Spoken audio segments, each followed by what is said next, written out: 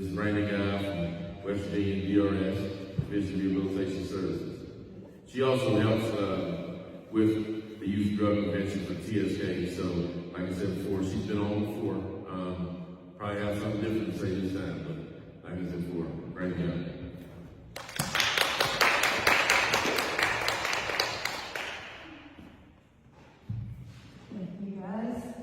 So today, there's been some really powerful speakers before I got here to speak.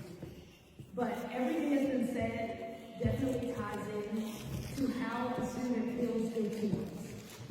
I didn't grow up in Southern West Virginia, so when I came here, it was a complete culture shock of the limit of things that you can and can't do. When I came here, I realized, and I don't know if anybody knows what Sophia is, but the DMV to Sophia is like Russia to West Virginia. Like it's a complete different ball. And I had to learn my way. But one thing I realized is that it's real easy to be idle. And it's real easy to get into things because for lack of things to do. When I was in school, I could easily went the wrong way. The opportunities were endless of things that you could get into that weren't good for you. Back then, it wasn't opiate, it was crack cocaine, it was very easy. Weed was, you walk down the street, you could easily just get contact. That is coming around full circle. You go to Walmart now, you get contact walking into Walmart. But what I will say is I had a teacher between the 9th and 10th grade that said to me, would you trust somebody to build your house that didn't have a hammer? Would you trust them? No. And how do you put the nails in? So when we're talking to our students for opiate prevention, are we giving them the tools they need to build the toolkit? To be able to say that. Earlier we were talking in a conversation and I said, silence is an answer. If I'm not interested in what you're selling, I'm not buying. That happens at Walmart, Kroger's, Go-Mart.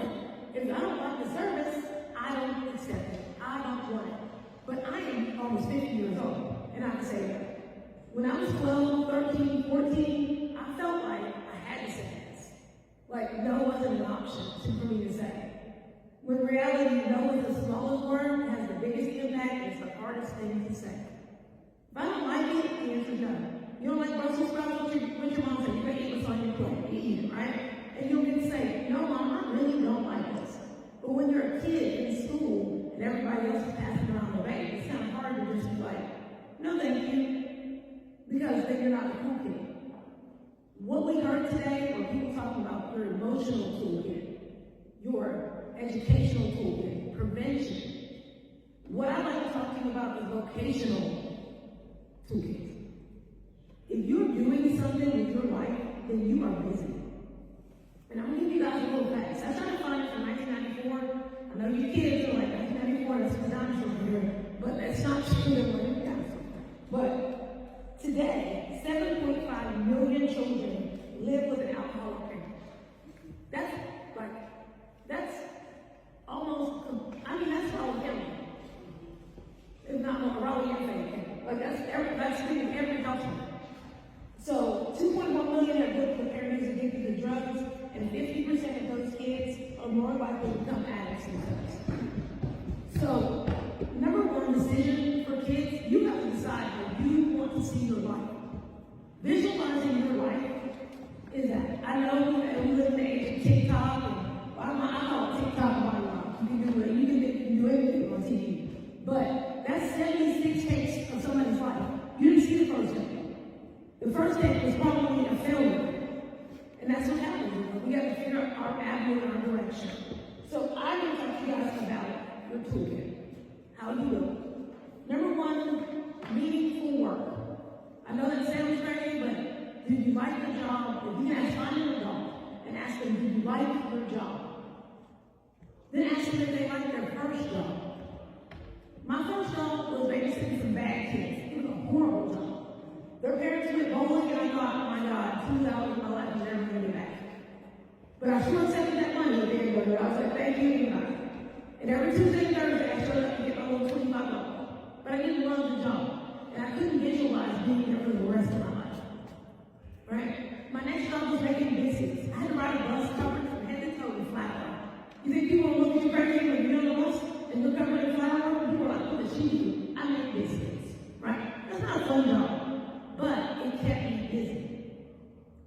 busy, you're going to meet people that are doing the same thing you're doing.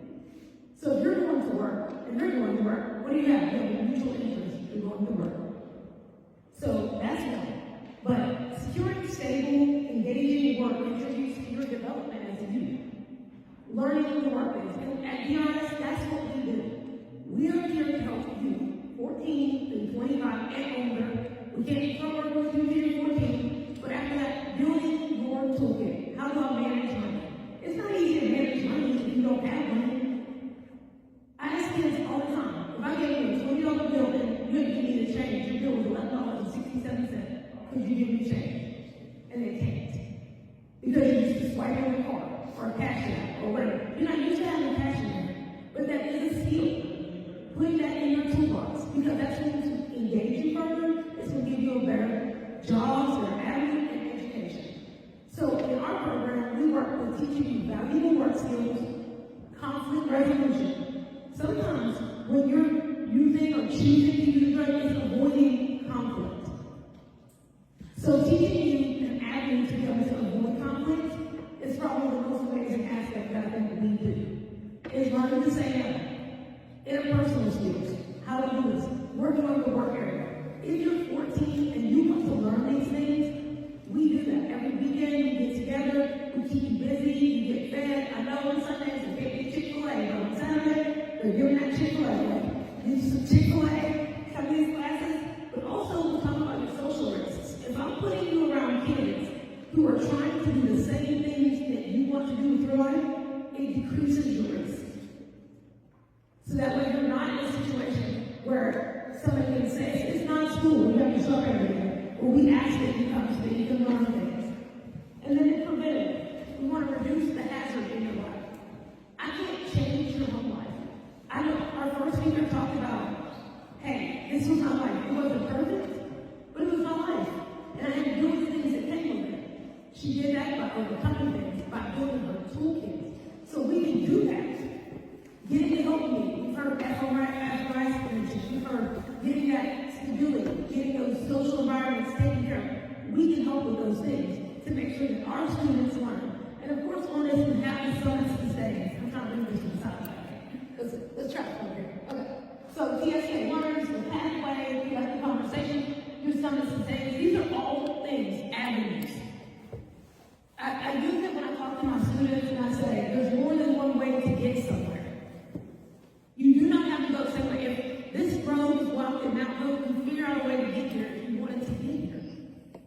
But that's how our brain has to work too. When we're trying to navigate our lives, this isn't the only way to get here. We had a very powerful student talk about her avenue of life. No, she didn't take I-95 to get here. She had to go on the side roads and come around. But guess what? Her destination is happy, success, be a good parent.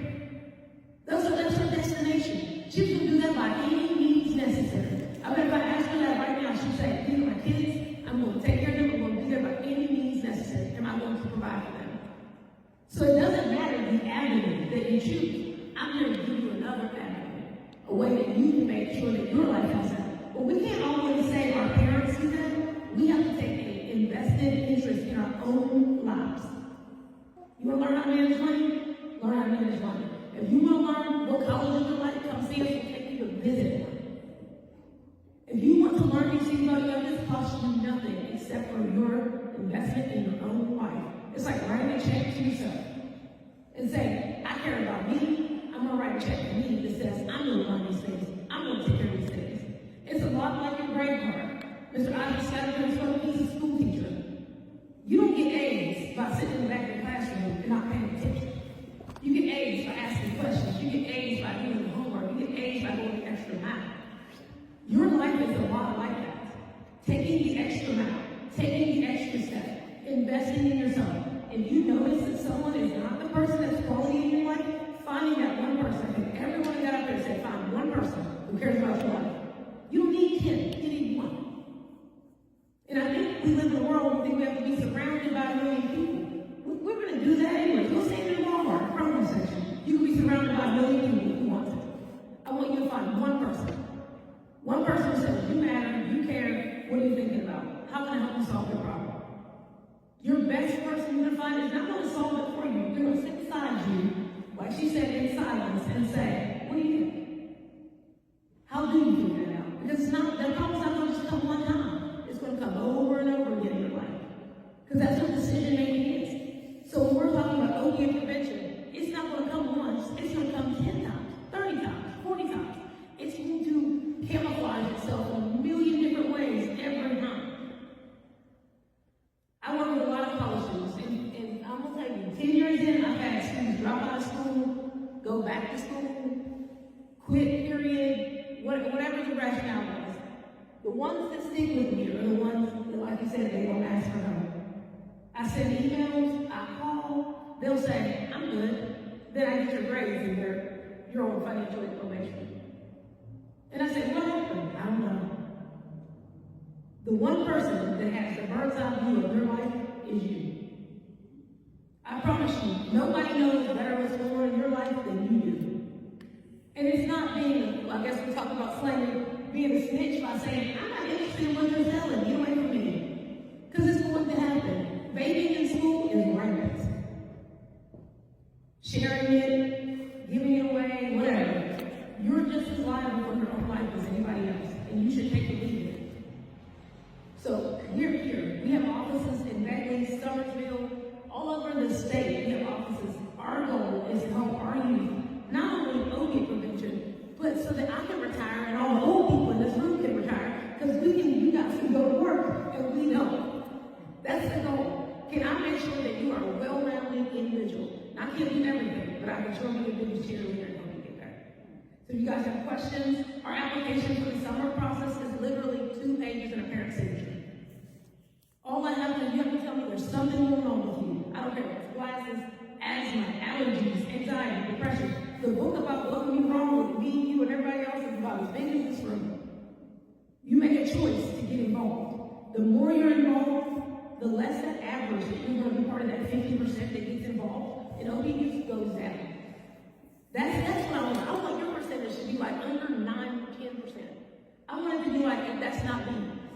But I also want you to remember this conversation, so when you see somebody else who's struggling, you can say, hey, I know somebody that might be able to help you drop that percentage.